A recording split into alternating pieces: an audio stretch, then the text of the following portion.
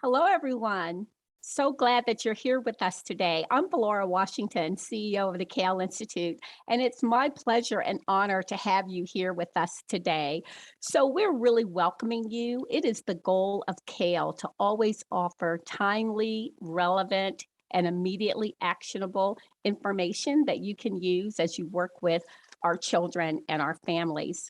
The CAYL Institute has many values that we've shared since 2004. We believe in representative leadership, a commitment to diversity. We're focused on solutions, impact, and innovation, and building and sharing knowledge. And this webinar is just one of the ways that we do that with you. So we are very welcoming of having each and every one of you here with us today. We are really focused a lot today on where we are going. We have had this theme for 2022 of imagining, innovating, and having an impact. And for the past few months, we've been focused on this idea of imagination. Imagination, in early childhood, we often emphasize how important it is for children to use their imaginations. And we know that using our imagination is also something very constructive for us as adults to do as we think about what is possible for our children in the 21st century. So far this year, we've imagined many new things. We've imagined what universal childcare and universal pre-K could be like for children. We've imagined what it would be like to have a stronger public policy framework for children and what we could do to strengthen the early years. And today we're going to imagine 21st century kindergarten and what kindergarten is and what it could be. So we're hoping you will join us and write in the chat your thoughts about this 21st century kindergarten idea. And today we have some really outstanding speakers from whom we can listen and learn on this important topic. First up, we're going to have Dr. Diane Levin, who's a professor at Wheelock College, the author of many, many books, and the co-founder of two transformative organizations, the first of which is Truce, Teachers Resisting Unhealthy Children's Education, and the second is an organization called Defending the Early Years. Dr. Levin is joined by Dr. Denisha Jones, who is an attorney. She's also a former early childhood kindergarten teacher and preschool teacher. She is co-director of Defending the Early Years, and she sees her mission as mobilizing the early childhood education community to speak out against inappropriate standards, assessments, and classroom practices. And our third speaker is a practicing kindergarten teacher right now today, Rahshita Lowe-Watson, who works in the Washington, D.C. public schools as a kindergarten teacher. And she's written an article where she talks about her goals as a kindergarten teacher. And she wrote, "I want my students to feel safe and loved, so I work to be kind. I want my students to take ownership in our classroom and in their education. So I provide choices for my students and I offer them opportunities to self-reflect. I want my students' cultural backgrounds to be represented in our learning environment. So I respect and celebrate differences. I want my children to feel supported. So I cultivate a classroom community that takes into account the social and emotional needs of my students. I do all of this," she writes, "not just because I'm expected to, but also because I know it's the right thing to do. It's just that simple." We're going to really learn a lot today about kindergarten as it is and as we envision it to be. So as you join us today, I want to remind you that this webinar is brief. It's only 1 hour, but we'll be providing everyone who registered with a follow-up email with resources and information so you can dig deeper into the topic. And we invite your questions and comments throughout the chat as we're moving along. So in response to popular demand, at the end of this webinar, you can click a special link, which you will find it in the chat near the end of the webinar. So if you want to have some interaction with our speakers, click that link and you'll go into a conversation with the speakers today. And please note that in order for this webinar to be enjoyed by many educators who are with children right now, it is recorded so that people can watch it in their own time zones and at their own will. It is closed captioned, and closed captioning is available. And we encourage you, please write in the chat and share your ideas with us. As we have been working in this webinar series over the past couple of years, we offer a resource to you. This book, New Early Childhood Professional, is a step-by-step guide to how each and every one of us can make a difference in children's lives.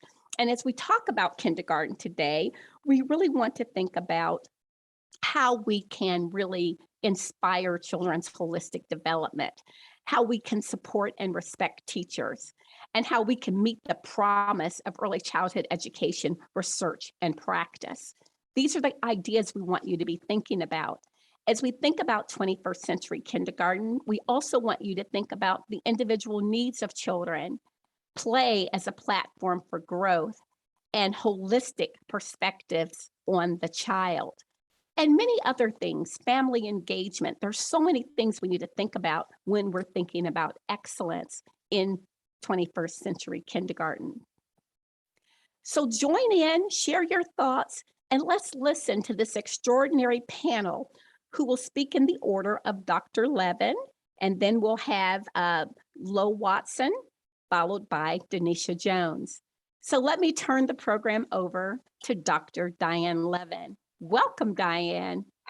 Well, thank you very much. It's amazing that we're able to talk about these issues now, that we're getting back to children returning to school. And it's been a crazy time for children, teachers, parents, the whole community. So this is very exciting to be able to talk about where can we head now. And that's one of the issues that, dealing with children at home and what's been going on when they're at home. Who are they going to be when they go back to school? Will they be different from the children who used to go to kindergarten before the pandemic and all of this crazy things that have been going on? So the first thing we need to ask are, who are today's 5-year-olds that'll be going back to kindergarten? What kinds of needs do they have? How is it like the kinds of normal needs that we would have expected before? What are the new ones? Children have been isolated a lot more. So they may not have developed the ability socially to interact with other children. They may have regressed development. They may be have a hard time separating from home, and separation process, just going to school for the first time can be very, you don't know what's going to happen. You don't have your usual securities. How do we help children feel safe when they go to school? And I always, talk about how safety is one of the first things we need to do when children get to school. How do we build a sense of safety for them so that they can be themselves, they can try new things, they can interact with other children? So today's 5-year-olds are going to be quite different from 5-year-olds in the past. Many will not have been at nursery school now, or daycare, whereas more were in the past. So that's going to be important. But also, children absent, being stuck at home. What's been going on? Kids have been watching more and more screens, and I've spent a lot of time trying to understand how young children are affected by screens and how it changes their ability to play, and how everything seems boring when they're used to the zap, zap, zap, zap of screens, and how so many toys that they do have are linked to the screen and are replicas, and say, when you play, you should, use these toys that imitate everything you saw on the screen. And I call a lot of that being play, and not being play, but being imitation. That comes from Piaget. He talked about play versus imitation. But then thinking about, do we start teaching them to read right away? There's a lot of pressure. Is there going to be testing? What kinds of testing will there be? What kind of pressure is that going to put on teachers? So some children who start school for the first time at 5 will be very withdrawn and will need a lot of help feeling safe enough to come out and connect and work on the important skills that they can be working on. Other children will be very aggressive because they don't feel safe, and the way they keep themselves safe is by fighting and being aggressive. So a lot of special challenges for teachers, and I hope their efforts to really prepare them for the kinds of things that may be harder than in the past. And there are going to be a lot of new teachers who have trained but have not taught. I know older teachers who are not going back. So the impact of the absence is quite great. And then, how much is all the testing movement, as I've mentioned, going to really mean that teachers are going to feel very anxious trying to meet children's real needs, as they know they're going to be judged based on how children do on tests. So as they go back, we need to think of, social issues, developmentally, where are children socially, and how can we help them? Emotional issues, how do we help them feel safe and secure so they can fully engage? And then intellectual issues, what they understand and how we help them build more understandings. And the whole notion of how to orient children is something we should do lots of helping kindergarten teachers with, and having them share information and help as they go back, and not just assume everything's going to be like how it was in the past. We also, as children are learning, we need to think about, I often talk about content and process issues, how they're interacting, how they engage in learning, but also then what is it we want to teach? And there's a lot of pressure for testing. So they come in the first day and we start teaching the letter A, or, the first week, how do we really think holistically about all of the needs that children have, but also how they're going to be different now than children who were coming into kindergarten before the pandemic. I think I do a lot of work on how to get testing minimalized and have other ways of evaluating and assessing children besides the kind of formal testing of academic learning.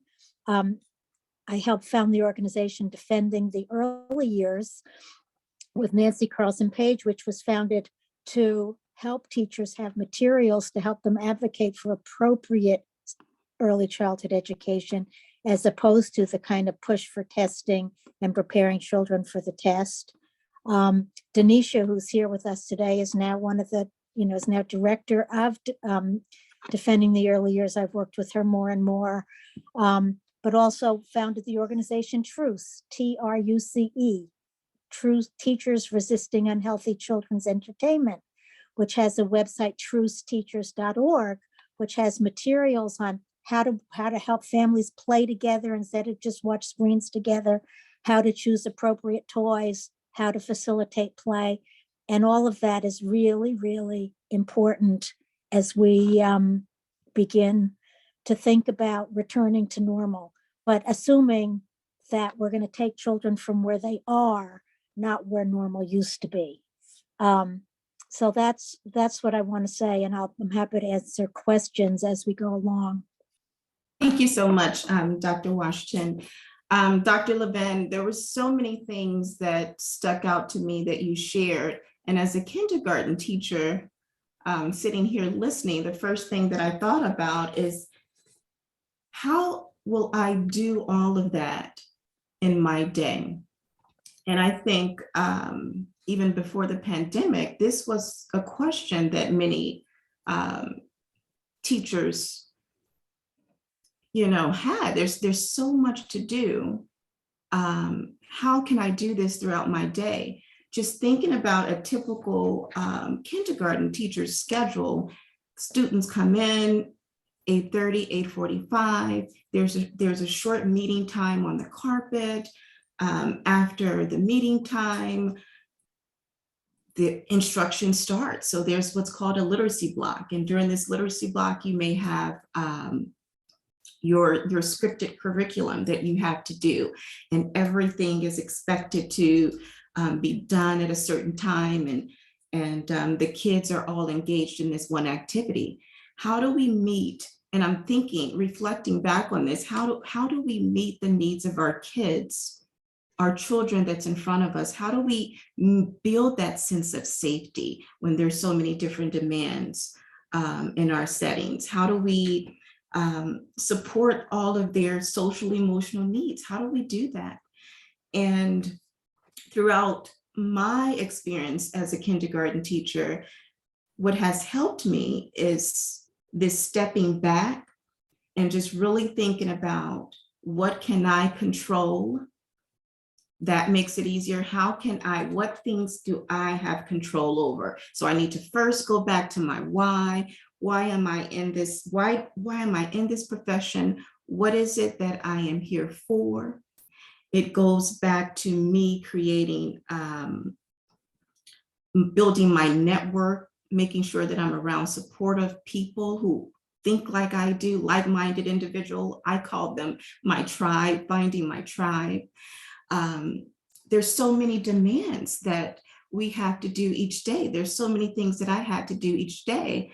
You need this outside support, if you will, to get through those challenges that you mentioned, Dr. Levin, during the day. Our kids need us. There's so much we need to be there for them for. And I don't think going back to the way it was before is, makes sense. I don't know how great, I'm in a public school setting, how great my public school setting was before the pandemic. So this is the perfect opportunity for us. We hear it all the time, all of these buzzwords: recharge and renew and refresh and do what we need to do. We really need to move from the conversations of, we know what's best for children. And I really believe that we all in this field I assume we all want the best for kids, right? We just might not know how to make that happen. But for me, one of the questions that I always go back to is just, why is it so complicated? Why is something this important so complicated to do? Our teachers are stressed. So what do we do about that? Our kids are not learning because they're not getting their needs met. What can we do about that? And going back to the article that Dr. Washington mentioned earlier, I really think simple, like it is simple. What should I do when I enter the class? Should I start right away with a lesson or an assessment, which takes so much time? And I often hear teachers are saying, I don't have time. There's no time to teach, right? There's no time to teach because I'm assessing all day. What are the ways can we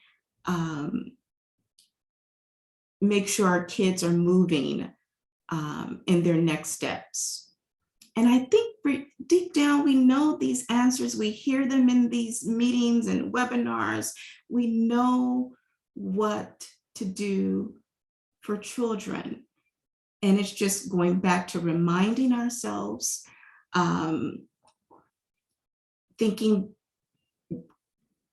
what's right? And it just, to me, it's just really that simple. Like, what is the right thing to do? Should I sit here and spend 20 minutes doing an assessment to put this data on my bulletin board?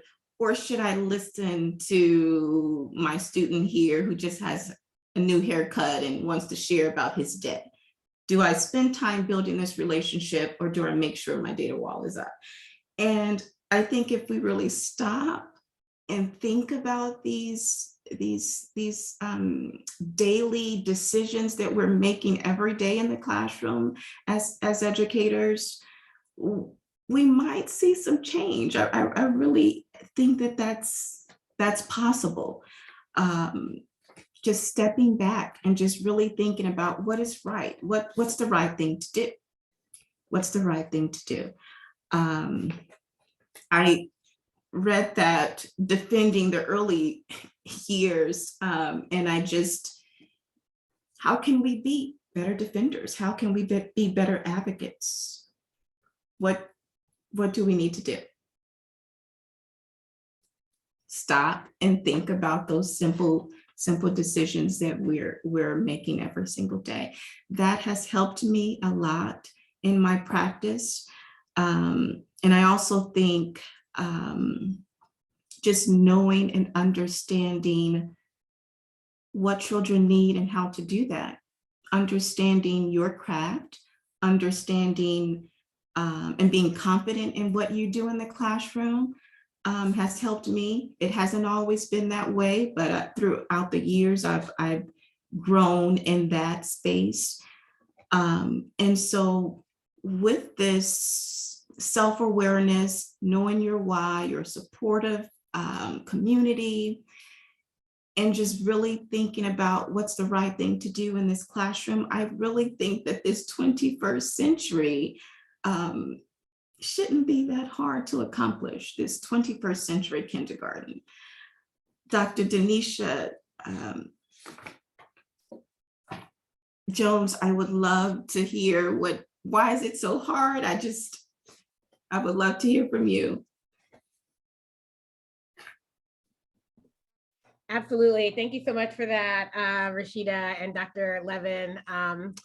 It's so much. I'm taking notes and I'm trying to say, and I want to pull up slides from previous presentations, but we're not doing that, right? We're just having a conversation. So bear with me as I try and gather my thoughts. But so thank you all. My name is Denisha Jones, and I am the director of the Art of Teaching program at Sarah Lawrence College. I started out as a kindergarten teacher before realizing that it was not what I thought it would be. I spent my whole life wanting to be a teacher when I was in high school. Then I became a teacher and quickly realized this is not what I imagined teaching was like. It wasn't like the teaching I did in high school, and it was very different. And schools were being changed dramatically, and kindergarten was being changed dramatically. I was a kindergarten teacher in Washington, D.C. I see some of you in the chat are from the District of Columbia. I was at a pre-K and K school on the Capitol Hill and part of the cluster.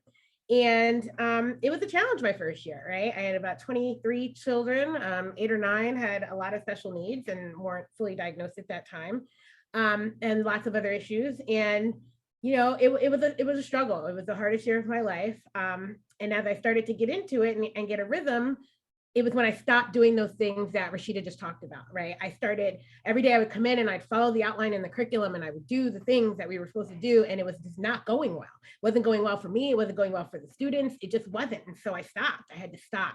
And I had to look over what is it that they wanted me to do? Okay, they want me to get students familiar with their rhyming words. Okay, can I now do this without doing it this way, right? So I had to really understand what I was being asked to do and then figure out how my students learn best, because my students loved rhyming words, right? They loved that, but they didn't like it the way that the textbook didn't know my students, right? It didn't tell them. So I had to stop doing, but I had to know what was expected of me, but stop doing in a way that didn't match the needs of my children.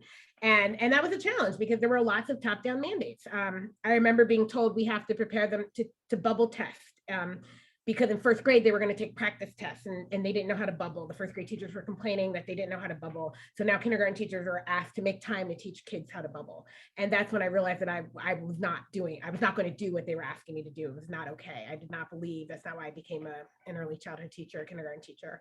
So I went off to grad school to kind of understand why is teaching not what I thought it would be after spending so many years wanting to be teaching, and started working in higher education. And I've been in preparing teachers for a very long time. I also taught preschool and I was a preschool director, right? I had some experience, but really was more drawn to the higher ed side. And teacher education has been interesting. And also challenging, right? Because I started to understand the bigger picture, right? The macro politics as to why this is so hard, Rahshita, right? Why is this so difficult? Why has kindergarten changed so much? Yes, we might all care about children, but there are other forces at play, right? There are other forces at play when education is government funded through the state, right? There is no federal mandate for public education. It's a state endeavor. So that creates lots of issues. And there are other forces at play who want it to be more privatized, right? And I started to understand through a deep study of social foundations how all of that stuff was kind of impacting what actually happened in classroom, what teachers were supposed to do. Why, when you walk in the room, are you supposed to do 2 hours of reading with kindergartners?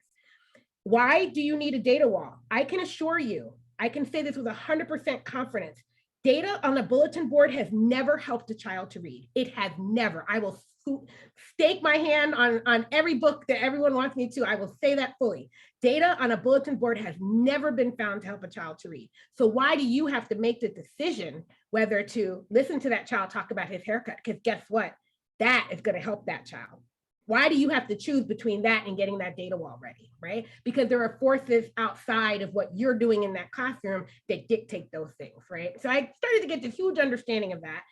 And I used that to help me prepare my teachers. And I've been preparing teachers for a long time. I was in San Diego for a while. I was in DC at Howard University. And now I'm in New York at Sarah Lawrence College. And I've been preparing teachers. And I realized at a certain point, you know, I was like, so this is the reality, right? This is the reality how schools are.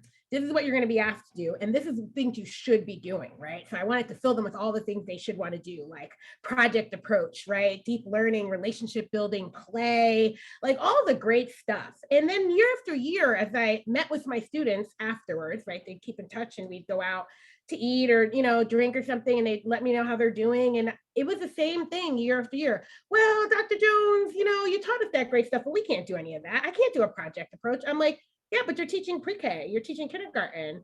Why can't you? I figured at least, I know the first, second, third grade teachers, right, might not be able to do that, but you're in kindergarten. Why can't you do that? Oh, there's just so much we have to do. We have to do guided reading groups. We have to do this and that, and there's just no room for it. And I started to realize that as much as I had the right attitude, right, tell you what you need to know and give you options and things to do, it wasn't enough, right? It just wasn't enough to sustain the teachers. And so that became really challenging, right? Because I don't want to be in a profession where I'm giving people all these tools that they can't put into place.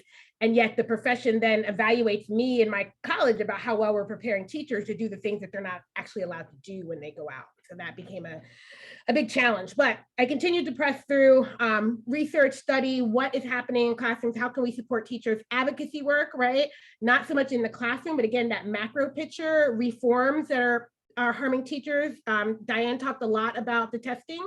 So advocating against testing and why that's harmful, even though it wasn't directly affecting children in the early childhood grades because testing started in third grade, but practice tests begin in first grade, and kids are judged based on their potential testing, their testing potentiality, their potential testing skills in the future. You know, when they're young, when you're 5, we're looking at a 5-year-old saying, oh, you're not going to do well on that test, right? We're already given that language. And so pushing back on those things, privatization, the deprofessionalization of the field, were all things that I was doing and continue to do. But then I also wanted to get back to, well, what should kindergarten be about? What should early childhood be about? I couldn't spend all my time focusing on the bad, right? The reforms, the testing, the canned scripted curriculums, right? What should we be doing? And in my heart, I always knew this, right? I always knew that the answer was play, and the answer has always been and will always be play, right? But I didn't know how to bring that into my work as a teacher educator and to do that. Fortunately, I joined a cohort of a fellowship of people who wanted to learn more about a philosophy out of China called Anji Play. And I started to spend some time learning about their philosophy and their approach. And I got to go to Anji, China in 2019.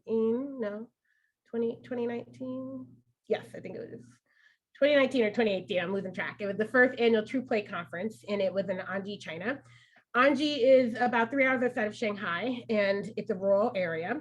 And there's a woman there named Miss Cheng who has been in charge of what they call kindergarten, which equates to our preschools. They are government funded preschools for 3 to 6-year-olds before they go on to primary school.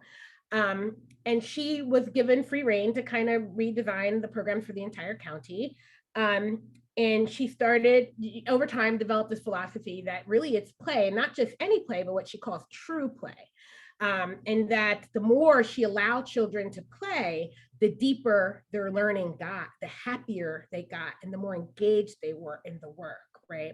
So I get to go to this conference and we see these kids playing in these amazing spaces that are just outdoor, indoor exploration places of play, right? And it starts to click, like, this is it, right? This is so important. I've already known play was important, right? I've been teaching courses on play about educative value of play, setting up play centers, play-based assessments, right? It's nothing new. But I hadn't seen an environment where play was the curriculum. play was how children learn, not playful, not you're going to take a break and play in a center, not I'm going to guide you in your play and ask you questions to make sure you're learning something. I'm talking about play, right? Like just the kids come in and they play. They have morning meeting and do things like that. And they transition and they have lunch and they have nap and they draw pictures and they talk about their play. But the primary part of the day in the morning and the afternoon is at least 2 hours of uninterrupted play. And it was magical. And I actually cried a little because I realized that this is what we were missing and our children weren't able to get, especially Black and brown children, especially low income children. They're not given the access to this type of play. In this country, we know that this type of play is available to those who can afford it. And because especially the way it's, again, those outside macro forces, if you're a low income parent and you need a subsidy for childcare, you cannot choose a play-based program, right? Because they don't have an evidence-based curriculum. They're not teaching letters and numbers and all that. So the government says that we're not going to pay for that, right? So play is a privilege in this country. But the reality is that the kids who get these opportunities to play learn, right? Play is learning, not that they a break from learning, not they are learning, but more than that, they're developing the skills and the confidence to be sustained in formal education, right? Think about how much you enjoyed, if you remember back, if you're part of my generation, right? We were the last generation to play outside when the street lights came on. I mean, like out, my mom had no idea we crossed that neighborhood miles. She had no idea, and it didn't matter. Get home by the time the street light came on. And we did that in the evenings, on the weekends, in the summer. And it allowed us this type of freedom that made school a little less stressful. But now kids don't have that type of freedom, right? They don't go outside to play like that. They don't have the ability to adventure into their neighborhoods, and for different reasons. Sometimes neighborhoods are unsafe. Sometimes there's the fear, right? That these fears that were drummed into our heads that children weren't safe outside, or their parents are working and they're not able to, or the community doesn't have those places for kids to go. So they turn to screens, as Diane Levin mentioned, right? They turn to screens and less social times. I'm putting it in the chat, sorry, on Gplay. And so it's been, if you think about how that might impact them in school, right? I did okay in school, and my siblings, I did better than them. I was a nerd, I liked school, but we did okay because we got to play, right? We got to experiment, to do a lot of things. And so it prepares you in a way to then go through more schooling, right? And so that's not happening to kids these days. They're coming in a 5-year-old classroom and they're being expected to learn letters, learn numbers, learn sounds, be able to write their names. And if they're lucky, back when I taught kindergarten, they got 45 minutes of traditional play, which isn't true play, right? In a center that they could not leave, right? That they were limited on who could be in that space. And that gave the materials that they were supposed to play with in a certain way. And they got 45 minutes of their outdoor recess. That was in 2003 when I taught kindergarten. I have since now gone to kindergartens in both DC and in New York to observe student teachers, and I don't even see that. I don't see a dramatic play area in a kindergarten classroom. I don't see blocks in a kindergarten classroom. When it's time for centers, they are now learning centers. So instead of having 45 minutes a day to play in a traditional way, you now are sent to an area to do math and do literacy, but it's fun and it's play. And again, it breaks my heart. I don't know how long I could keep going into these schools, right? Because that's not okay, right? It's not okay that that's what children are going through. And then compound all the things that Diane mentioned, the pandemic, 2 years of disrupted learning, 2 years of the scarcity, right? Just the way the whole world was just upended, and children lost family members. They watched people struggle. They know the virus killed people. They had to stay home. They were isolated. People are in masks, right? I know that when I was experiencing something to that effect, nothing like that, but something traumatic, play was how I dealt with it. Play was what gave me the resilience that I had. When you see kids in a dramatic play area taking on roles, right? And acting out what that means to go to the doctor. What does that mean to have a fire? What does that mean to call 911, right? They are building the resilience needed for those challenges. And now we've come back to school as if nothing happened and said, oh, but you can't read because you haven't been in school. And we're going to expect you to just pick back up after a year, like if nothing happened, and somehow magically get to where you're supposed to be without giving you any space to engage in the activities that build resilience, that help you to process the trauma. Let's not ever forget this pandemic was trauma. It's been trauma for all of us. After 9/11, all schools were flooded with counselors and therapists because that was trauma, not just the kids in New York and DC, across the country. It was the most traumatic thing to happen to this country. And everyone knew that. And everyone knew that we needed counselors and we needed trauma. Did we get any of that with COVID? No. We got to force the hybrid, all of these things we asked students to do. We asked 5-year-old children to go onto computers and to learn via the internet, and then to jump out of Zoom and go to Schoology and to jump over here. And I watched them do it because I observed student teachers during the spring 21 semester of the pandemic. And I watched 5-year-olds go in and out of breakout rooms. I watched 5-year-olds open up a document here and do this here. They did this amazing stuff. But then they come back to the buildings and nothing's changed, right? We did not give them an opportunity to process the trauma. And now teachers are stressed, kids are acting up, behaviors are skyrocketing, nobody can read or count or do anything they're supposed to do, but we didn't change anything, right? We expected things to just stay the same. So my thoughts getting into this was, there's a couple things driving this issue the way I see it. One is fear. There's a lot of fear going on, right? I hear fear in Rahshita's voice. I hear fear that if she doesn't focus on academics, if she doesn't focus on data and making sure these kids develop these skills, one, the fear of losing her job, but two, the fear of not doing right by these children, right? I bet you their parents have that same fear. They fear that if my kid's not reading at the end of kindergarten, they're not going to get a good job. They're going to stay at home forever, right? We're hearing of these generations of kids right now who are stuck at home because the economy's tanking. Parents fear this. They don't want their kid not to be able to graduate high school and get a good job and stay home forever. And so they're thinking, oh my goodness, my kid needs to go to a kindergarten that's going to teach them these skills. It's going to make them read at kindergarten. It's going to make them write early, right? So there's fear there. There's fear from elected officials, right? Some of them are driven by fear that if they don't turn this thing around, the economy is going to suffer, right? If people are unemployed and they can't get jobs, right? And then there's people pushing that fear on us, right? They want us to be fear. Why? Because fear is a good way to motivate people to do things you want, right? And there wasn't a lot of fear in early childhood before. So when I think about going back to kindergarten and how it should be, right? Not what we just had, but what we had even before that. Don't forget, kindergarten changed drastically with No Child Left Behind, right? It was already not good before the pandemic. Let's go back to kindergarten, right? Besides the fact that schools were racially segregated and not serving all students well, but there was no fear in kindergarten back then, right?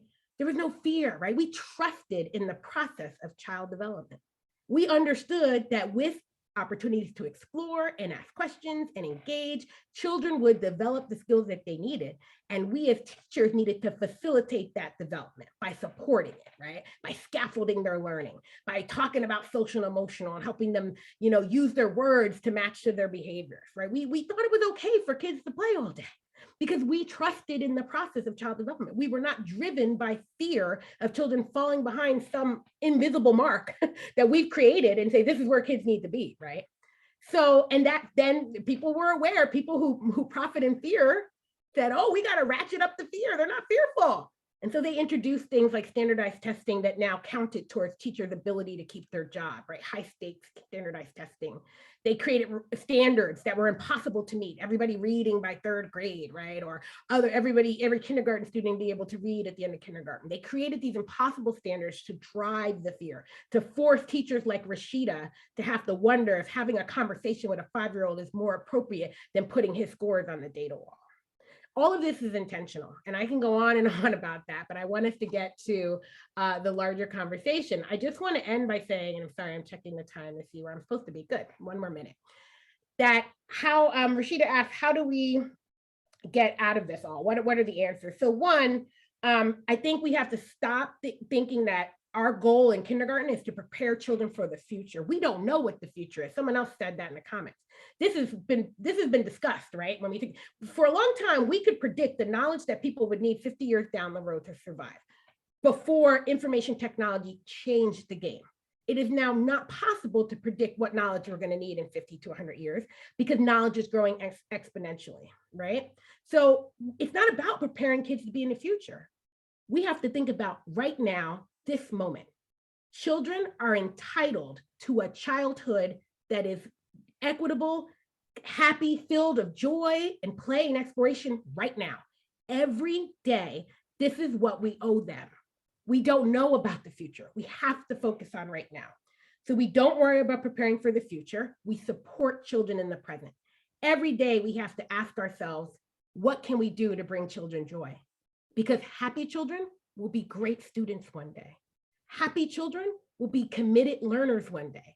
Happy children will change the world. And that's our job. So I'm going to stop there and now welcome everyone back for the group discussion. Wow, I see so many people saying amen in the chat. Okay, so we're having church up in here today talking about kindergarten. I really am so excited to hear what each and every one of you is having to say. I love it, Rahshita, when you say, I had to stop. I had to stop. I love it, Denisha, when you say play is a privilege. It is a privilege. It should not be a privilege, but it is a privilege the way we have set it up. I want to ask you all a question right now just to generate a really important conversation, I hope. Is it important for children to learn to read in kindergarten? Let's just start right there. Can I start with that? Absolutely. Go for it, Diane. There's no research to show that that is important, at least none that I know of. And that there is research to show that children who become quality players, who learn how to engage in rich, meaningful play, become better learners as they enter more formal education. And, I mentioned, children are losing a lot of that opportunity to play in school, but they're losing it at home where, they're cooped up because of the pandemic, but also because of screens and addiction to screens. And, you go to a restaurant, well, when you used to go to a restaurant and see a child of 3 there, what they would do to be good is have their screen to play with. And what we're saying is children are not developing the skills they need to be actively engaged for the future, to become actively engaged in learning in the classroom. And many classrooms therefore use more and more technology because that's when kids are happy. I really am asking this question because this has become almost something that you're seeing across the country. You must read in kindergarten, and somehow if you're not reading in kindergarten, you have failed, the teacher has failed, the parent has failed, something went wrong. I want to hear what you have to say about there's this, no Rahshita. there's no research to support There that. is none. What do you think, Rahshita? So who's making who's saying that it has to be done? We know that it does not, where is it coming from? It's not important. And I remember I read this article about Finland, and the kids they're starting school at 7, I believe. Yeah. Not 5. They're starting at a later age. Yeah, It's not important. I fully agree. It's not. And here's the thing though. Some kids will read at 5. Some kids will Absolutely. read at 4. Mhm. My mom said I used to sit there and stare at that newspaper like I knew what I was doing. She was like, I never saw one of my children so pressed to read than you. I was like, I'm going to read, right? And I was reading by the time I got to Head Start, right? Because I was excited. I wanted to do it. But that doesn't mean all children have to do it, right? And it does children a disservice to force them to do this thing. Here's the thing about guided reading and all these things. If children don't want to read, they will not enjoy reading. They will not be readers. I love to read. I read all the time. It is one of my, and that drills me to want to read, but I work with children. I see children who don't like it because it was forced on them and they never felt comfortable. But when I hear of children who, when they're ready, they pick up a book. They're like, I need information. I want to know something. Can you help me figure this out? And then they want to do it. Then they want to learn.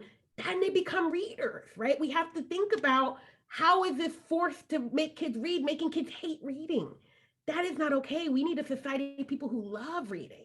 But another part of that is helping kids learn to tell stories and make pictures that they tell stories, doing developmentally appropriate pre-reading activities that, making a picture helps you learn about representation, how you make one thing, how you make something in 2-dimensional that represent something three-dimensional. Well, getting to reading and letters and words is the next layer up of representing and symbolizing.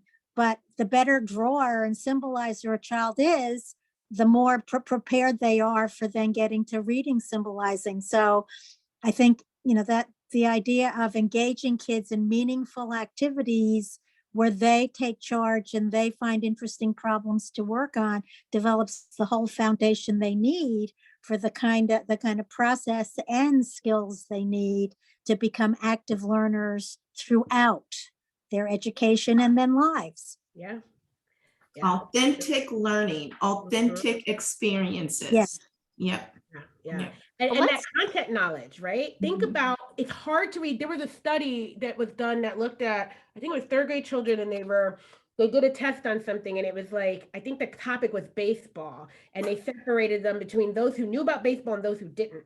Those who knew about baseball killed it on the reading test. Those who did not know about baseball and only learned about baseball in the reading passage did not do well.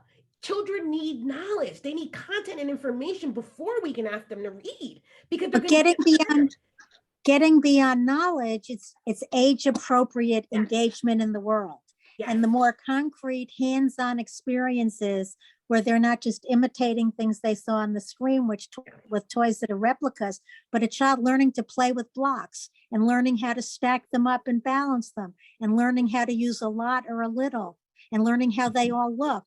That helps them become better viewers for then looking at some of the squiggles of letters and then letters and words. I mean, thinking about what are the foundations, and the better player a child is, the better problem finder, problem solver a child is.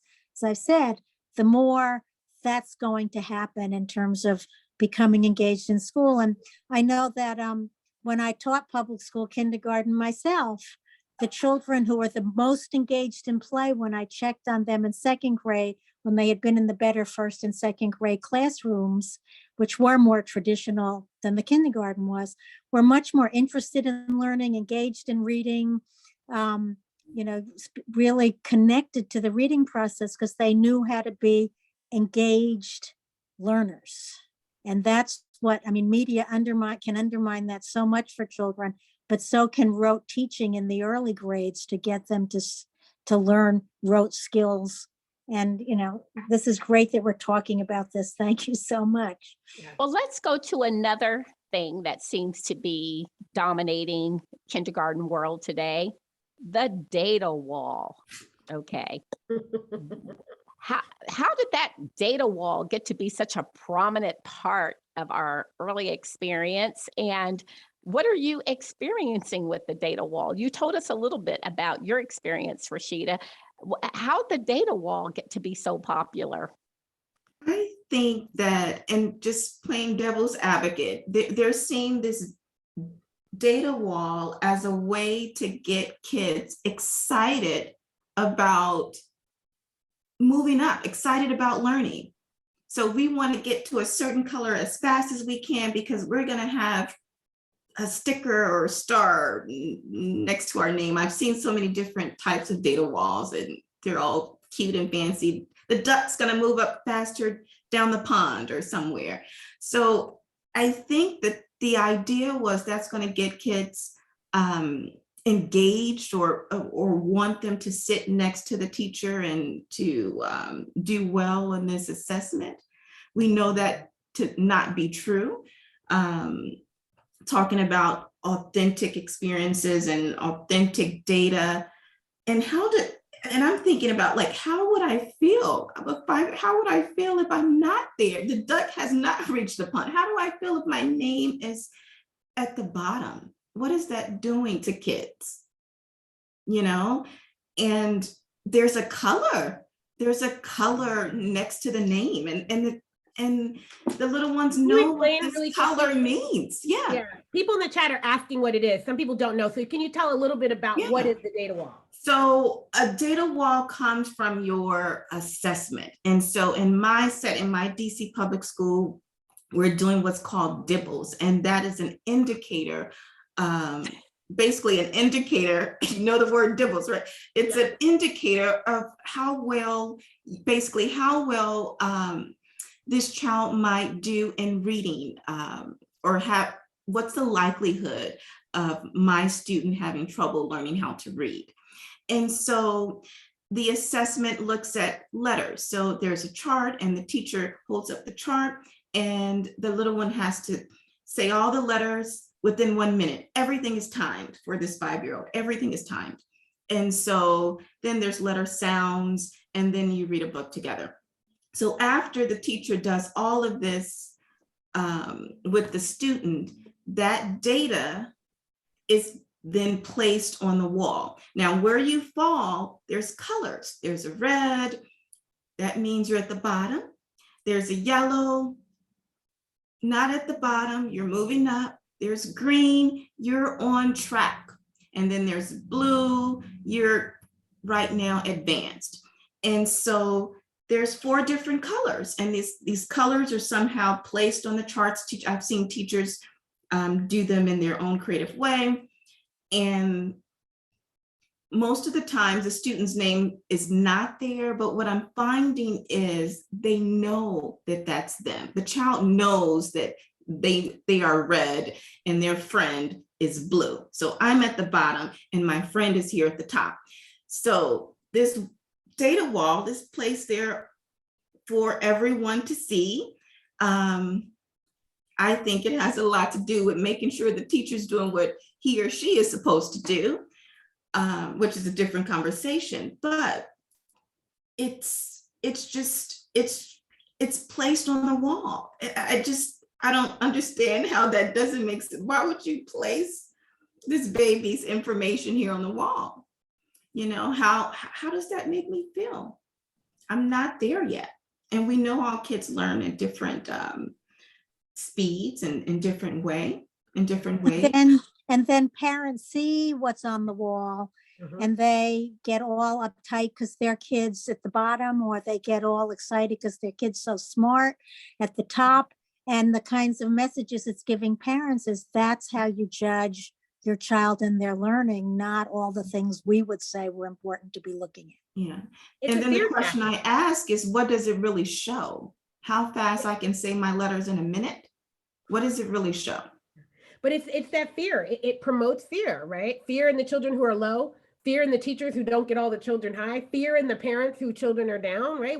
And it is public shaming, like people say in the comments. And to be honest, we should have pushed this in the advocacy spaces more, but I'd like to see more parents say, don't you dare put my kids' information on any type of public display like that. You know, in college, we can't do that. You ever remember in college how professors would put test scores outside their door? That became a FERPA issue. That became a freedom of education issue where colleges could not put your information out where other students could see it. So why can public school teachers do it? And this is in your classroom, Rahshita, right? Yeah. Sometimes they're in the hallway. They're in the hallway for the whole school to see. It is public shaming at its worst. And it's something that all parents should be like, I don't want my kids' information on there. Because you're right, kids know. We just have a little bit more time. Let's go to the question about change and being architects of change. And what can we all do to change some of these developmentally inappropriate practices and practices that are also not supportive of our teachers, and it's not helping our teacher educators to prepare people to have that great experience for every child in kindergarten? What can we be doing as advocates to create a more developmentally appropriate situation? One little promotion I want to do is tell people to go to the Defending the Early Years website, because it has all kinds of resources to help us think about these issues. It's DEYproject.org or is that right, Denisha? Yeah, I think it's just DEY.org now. Okay, so it's changed. Okay, yeah. That's why I asked you. I knew you would know. You'll all get this in the follow-up email, so don't worry. You'll have all these resources. But the idea of using resources that help you, one, advocate for your child, for your practice, advocate for individual children, and have resources that explain why not rote teaching in kindergarten or first grade is why we should ban it, why we shouldn't do it, how we should do meaningful literacy development and numeracy development for young children. I think, that's that's where one place where people will get some very good resources. Thank you. For me, change starts with me. Change starts with self. So I'm thinking from the lens of the classroom teacher. And I think I mentioned some of this earlier. What can I do? What can I do? What is in the realm of my control? I know what is right. Well, first I have to have some knowledge of what I'm supposed to do in the classroom, right?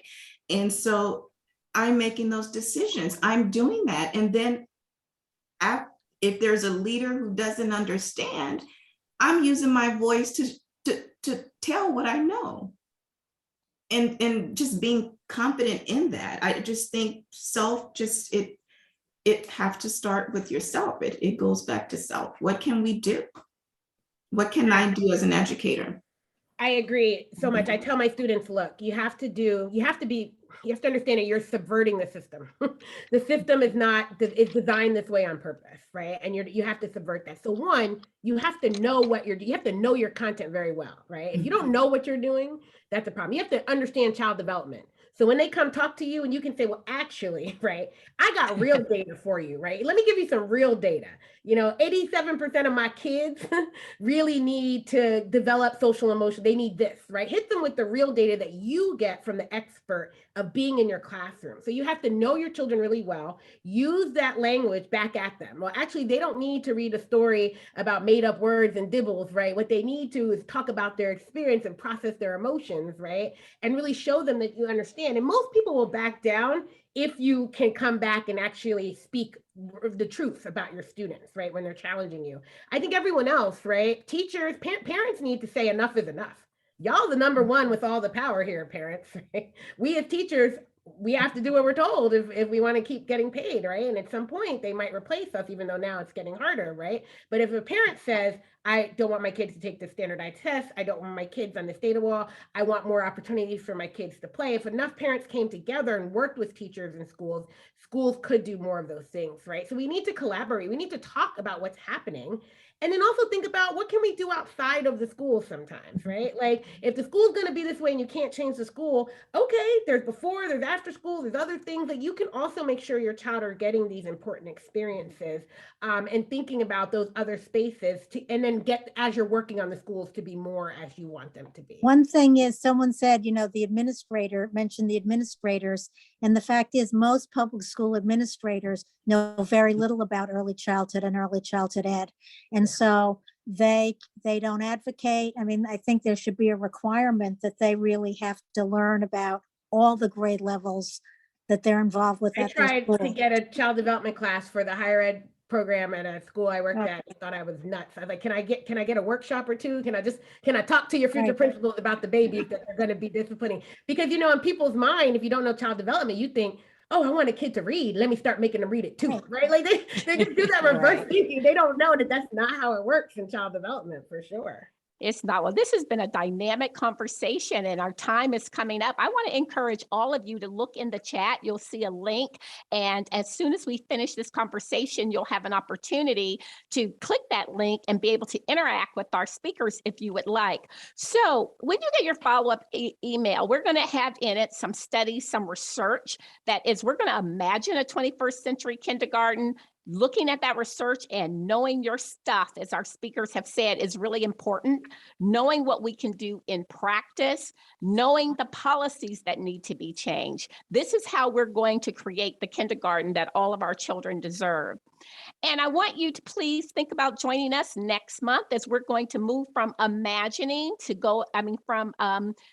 we're going to be toward imagining. We're going to start off talking about government stepping up for children next month. And we're going to look at how local and state governments are really stepping up to support children in child development next month. So please join us then. If you are interested in supporting the CAYL Institute, even $1 a month, we'll be very happy to have you join our many contributors also.